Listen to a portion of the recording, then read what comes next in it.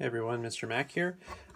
In this week's video and part of next week's lesson as well, we're going to do a little bit of what I call speed reading on the keyboard staff. So this is not in your book. However, we do have uploaded digital copies that we have put in Schoology that are in a PDF format.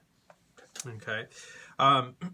What you're essentially going to do on the handout is we're going to focus on the speed test over here with numbers 1, 2, and 3. And so what I'd like for you to do is you will use your metronome, and we're going to set it to 60 beats per minute.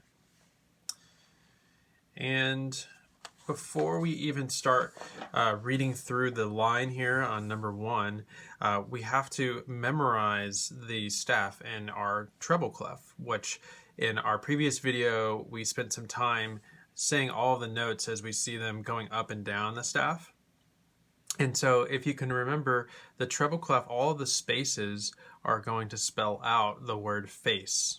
So this first space here would be an F, the next one's going to be an A, C, and then E with the top space there.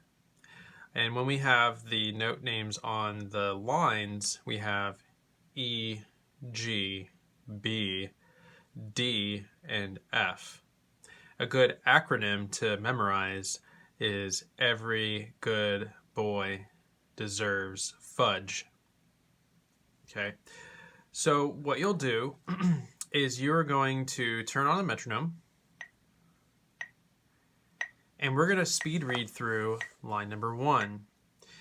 And it's going to help if you point to the notes, and you're going to say the note names out loud. And we're going to go from the very beginning all the way to the end. F, A, F, C, A, E, C, A, F, C, A, E, F, C, F, A, E, A, C, E. What I'm focused on here is trying to get as many of these notes as correctly as possible without stopping. Whenever you try doing this, a lot of the times students go through the exercise, and when they mess up, they stop and they have a hard time continuing forward. So you have to remember that with music, music is always moving forward. If I were to ask you to play a piece of music with me, and we were playing together, and we had a duet, and you were playing a keyboard piece, and I'm playing a keyboard piece, and they're supposed to work together, if we were performing together as a group, and one of us messed up, the other person can't stop. So you have to practice going forward, even if you mess up. So when you do this, you'll want to have study time before you try it.